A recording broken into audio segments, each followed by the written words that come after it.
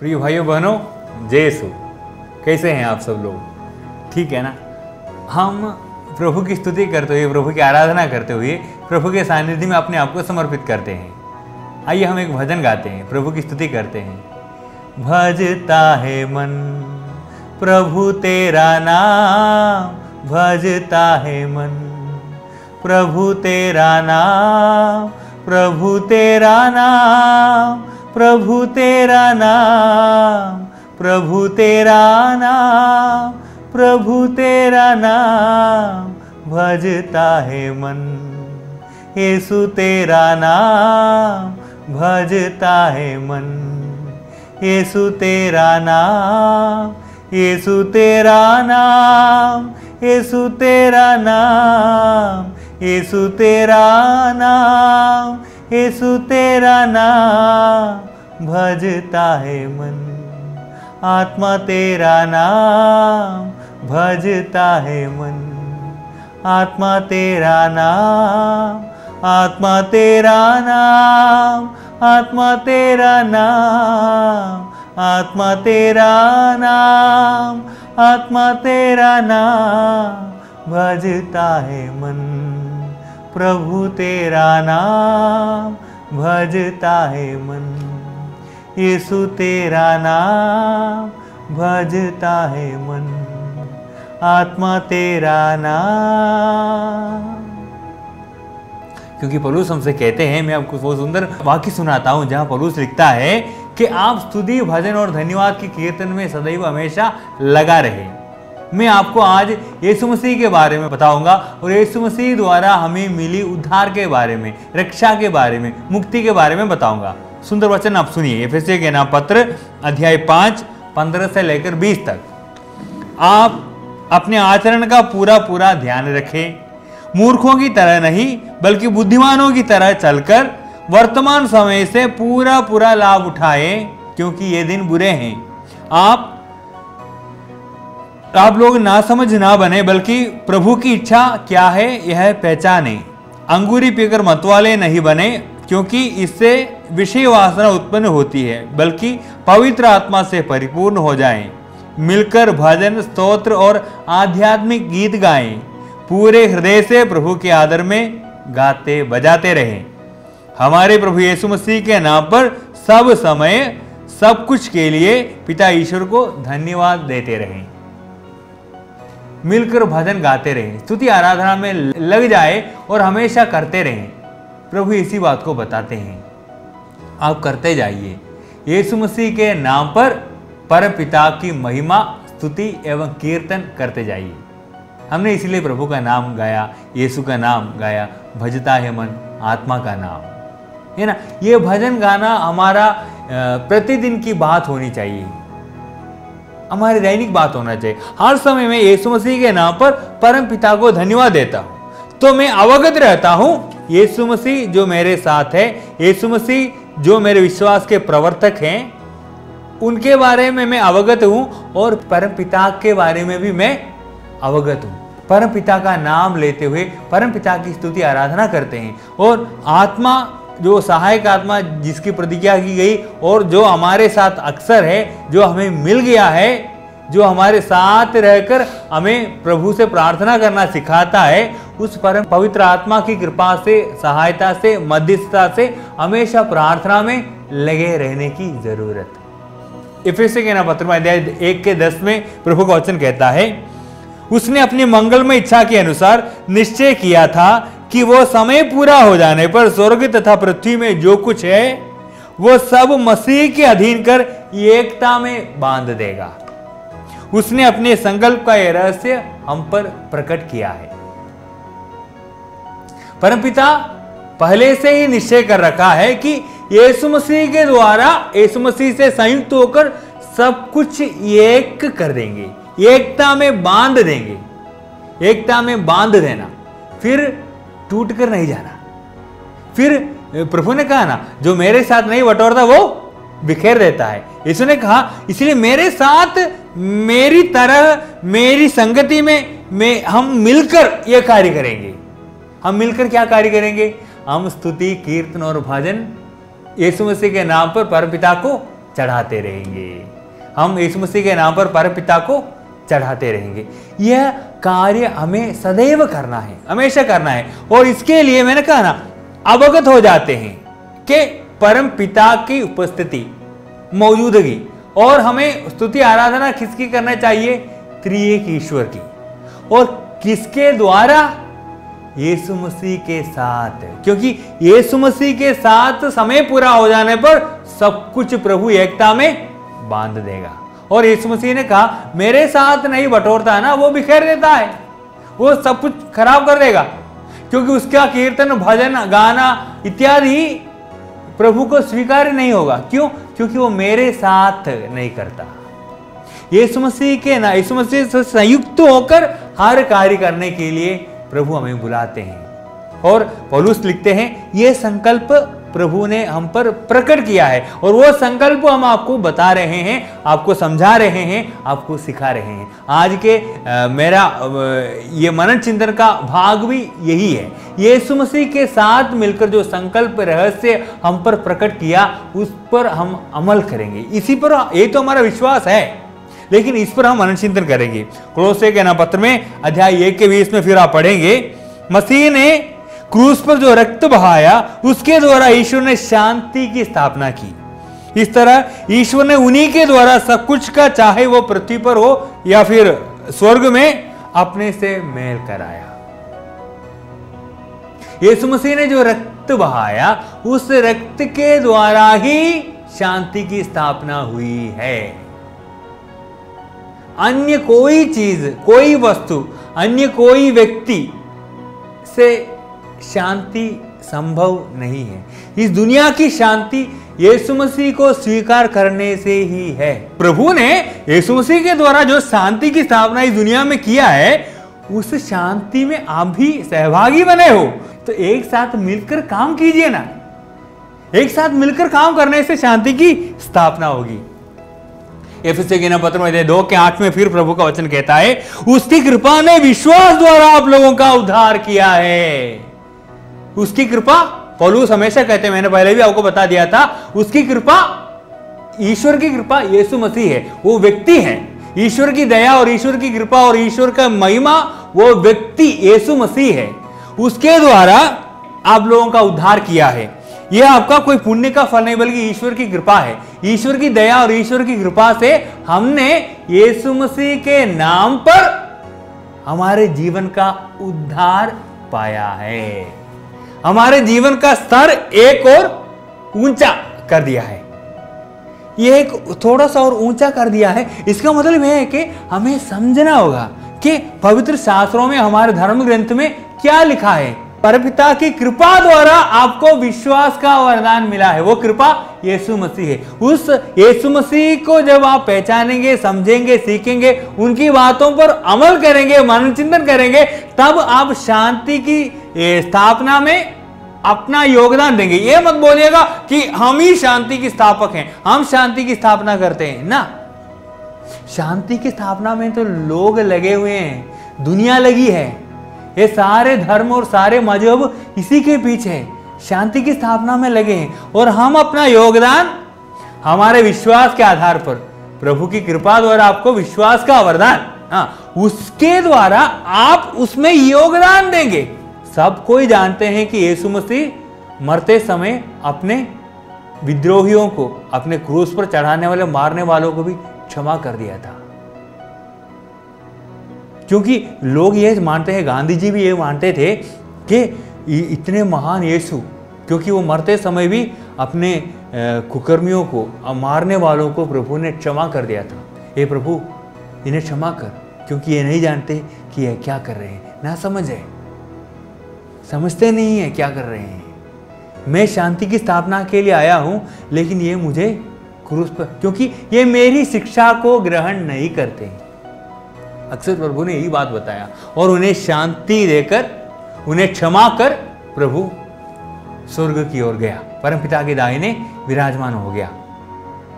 अब इन बातों को देखकर, सीखकर, पढ़कर हमें भी समझदार बनना है।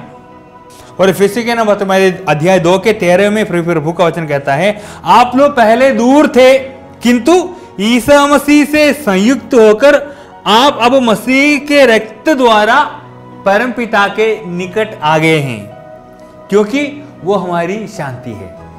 आप यीशु मसीह के रक्त के द्वारा परमपिता के निकट आ गए हैं। उनसे से संयुक्त होकर हम शांति की स्थापना में लगे हुए हैं। अब वही हमारी शांति है, वही हमारा उद्धार कर सकता है। इन बातों पर मन चिंतन करते हुए हमें समझदार बनने के लिए प्रभु बुलाते हैं। हमारी मुक्ति और हमारी शांति का एकमात्र स्रोत यीशु मसीह व्यक्ति है। यीशु मसीह व्यक्ति है। अगर हम उस व्यक्ति के पास जाते हैं, यीशु मसीह यीशु मसीह यीशु मसीह यीशु मसीह जो 2000 वर्ष पहले, मत जाइएगा शायद आप विश्वास से भटक जाएंगे। यीशु मसीह वो व्यक्ति, हमारा संबंध व्यक्तियों से है प्रिय भाइयों बहनों। हमारा संबंध ये काल्पनिक तथ्यों से नहीं है। यीशु मसीह 2000 वर्ष पहले, मैंने देखा वो सारे लोग इसका वर्णन करते हैं, विवेचना करते हैं। 2000 वर्ष पहले यीशु मसीह यरूशलेम के नगर में, गलीलिया के नगर में बहुत सारे कार्य करते थे, ये करते थे। लेकिन वो यीशु मसीह व्यक्ति को पहचानते हैं या नहीं? यीशु मसीह के व्यक्तित्व को जानते हैं या नहीं? जब हम इन बातों पर ध्यान देते हैं तो हम विश्वास में मजबूत और दृढ़ पक्का हो जाएंगे और यीशु मसीह व्यक्ति की ओर हम आगे बढ़ेंगे, क्योंकि वह व्यक्ति जिसे हम पहचानते हैं वही हमारा विश्वास का प्रवर्तक है। यीशु मसीह वो व्यक्ति जो खुदा का बेटा जो संसार में उतर आया, वह व्यक्ति की पहचान ही आपके विश्वास के लिए कार्य करेगा। और पवित्र संस्कार में रोटी और दाखरस में यीशु मसीह व्यक्ति उपस्थित हैं। यीशु मसीह व्यक्ति उपस्थित हैं। मैं यीशु मसीह, शरीर और रक्त है ना, हम हड्ड मांस के बने हैं ना, हमारा रक्त हमारा शरीर, इसके आप मुझे देख रहे हो, मैं हूं जो मेरा शरीर है और मेरे अंदर का जीवन है ना, ये मैं बोलता हूं, ये सब ना मेरा बुद्धि जो काम कर रहा है ना, मेरे नसों के द्वारा रक्त चल रहा है, उसके द्वारा, तभी तो धड़कन भी है। अगर ये नहीं चल रहा तो धड़कन बंद हो जाएगा। तो हम उस व्यक्तित्व को, यीशु मसीह व्यक्ति को मैं स्वीकार करता हूं। पवित्र मिसा बलिदान में कितने लोग विश्वास करते हैं? ये हमारे विश्वास का नींव, मजबूत आधार है। हमें उस व्यक्ति की ओर बढ़ना है। मिसा बलिदान में जाकर संस्कारों को ग्रहण करने वाला व्यक्ति बस संस्कार ही रह जाता है, अच्छे संस्कार वाला रह जाता है। लेकिन पवित्र परम प्रसाद में यीशु मसीह व्यक्ति को ग्रहण करने वाला, स्वीकार करने वाला, वो अधिक गहराई से अपने विश्वास में मजबूत हो जाएगा। इस्यास नबी के ग्रंथ में अध्याय 53 के 6 में आप पढ़ेंगे, हम सब अपना अपना रास्ता पकड़कर भेड़ों की तरह भटक रहे थे, उसी पर प्रभु ने हम सबों का पापों का भार अपने ऊपर डाला है। हम अपना अपना रास्ता पकड़कर अपनी अपनी बातों को लेकर अपने अपनी सोच के द्वारा, विचार के द्वारा कार्य कर रहे थे, तब प्रभु ने यीशु मसीह को भेजकर हम सबको एक कर दिया। हम सबको एक ही विश्वास के लिए, हम सबको शांति का आशीर्वाद देकर हमें परमपिता के पास बुलाया। परमपिता के पास किसके, हम ना किसी को बुलाते हैं तो किसी के द्वारा बुलाते हैं, या फिर घंटी बजाते हैं, है ना, या फिर फोन लगाते हैं, है ना। एक माध्यम की जरूरत है किसी को बुलाने के लिए। वो माध्यम यीशु मसीह है। वो माध्यम यीशु मसीह परमपिता का पुत्र, उसका बेटा है, क्योंकि उसी के द्वारा उसने क्यों बुलाया? क्योंकि हम अपना अपना रास्ता पकड़कर, एक इधर चल रहा था, दूसरा उधर, तीसरा इधर, हम चारों तरफ अपना अपना रास्ता पकड़कर भटक रहे थे। तब प्रभु हमें शांति के लिए बुलाया, जीवन के लिए बुलाया, अपना बनाने के लिए बुलाया। किसके द्वारा? यीशु मसीह के द्वारा, उस व्यक्ति के द्वारा। इसलिए उस यीशु मसीह व्यक्ति का पहचान हमारे जीवन में हमें शांति प्रदान करेगा। उस यीशु मसीह के व्यक्ति की पहचान हमारे जीवन में वरदानों और फलों से, पवित्र आत्मा के वरदानों और फलों से अनुग्रहित करेगा। मैंने आपको उस दिन बताया ना, पवित्र आत्मा के वरदान, 4 वरदान जो बुद्धि के तौर पर कार्य करता है। इसीलिए समझदार बनने के लिए प्रभु हमें बुलाते हैं। प्रभु ने पहले हमें बुलाया, हमने प्रभु को नहीं बल्कि प्रभु ने हमें बुलाया। इस बात को पहचानना है। हम अपने रास्ता में ढूंढकर प्रभु के पास गया नहीं, परम पिता ने यीशु मसीह के द्वारा हमें बुलाया। जब इस बात को आप पहचान जाते हैं तब जीवन में शांति आ जाती है। रोमी के नाम पत्र में अध्याय 6 के 23 कहता है, क्योंकि पाप का वेतन मृत्यु है, किंतु ईश्वर का वरदान है हमारे प्रभु यीशु मसीह में अनंत जीवन। अपना अपना रास्ता पकड़कर कहां जा रहे थे हम? मृत्यु की ओर। क्योंकि अपना अपना रास्ता पकड़ने का मतलब है पाप की दास्तां में जीना, पाप के मार्गों को अपनाना, पाप के वास्ते पाप करने के लिए अपने वासना से उत्तेजित होकर कार्य कर रहे थे। इसी पर प्रभु ने यीशु मसीह के रक्त के द्वारा हमें पाप मोचन का वरदान दिया। पाप मोचन का वरदान दिया। यीशु मसीह ने क्रूस पर जो रक्त बहाया उसके द्वारा हमें पापों की क्षमा मिली है। उसके द्वारा हमें पापों की क्षमा मिली है, क्योंकि वो हमारी शांति है। अब हम अपना अपना रास्ता पकड़कर भटकेंगे नहीं, हम इधर उधर नहीं जाएंगे, बल्कि उस यीशु मसीह को पहचान कर उसके रक्त के माध्यम से हम परम पिता के पास वापस आएंगे। पाप के मार्गों को त्याग कर पुण्य के कार्य करके हम यीशु मसीह से संयुक्त होकर उसके रक्त और उसके शरीर खाकर पीकर ग्रहण कर हम परमपिता के पुत्र पुत्रियां बन जाएंगे।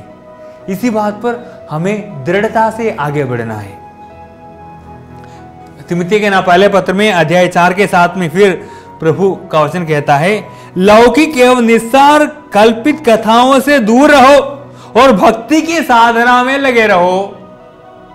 निराधार और काल्पनिक कथाओं के पीछे और तथ्यों के पीछे अपना अपना रास्ता पकड़कर भटकने का तात्पर्य है। कुछ लोग बहुत फिलोसोफर होते हैं, दार्शनिक होते हैं, वे कुछ बातें समझने लगते हैं, मोटा दिमाग जिसे कहते हैं ना। कुछ लोगों का बहुत बड़ा ज्ञान है, वे विचार करते हैं, सोचते हैं और कहते हैं ये सही नहीं है, वो ठीक नहीं है, कलीसिया जो बताती है वो स्वीकार्य नहीं है।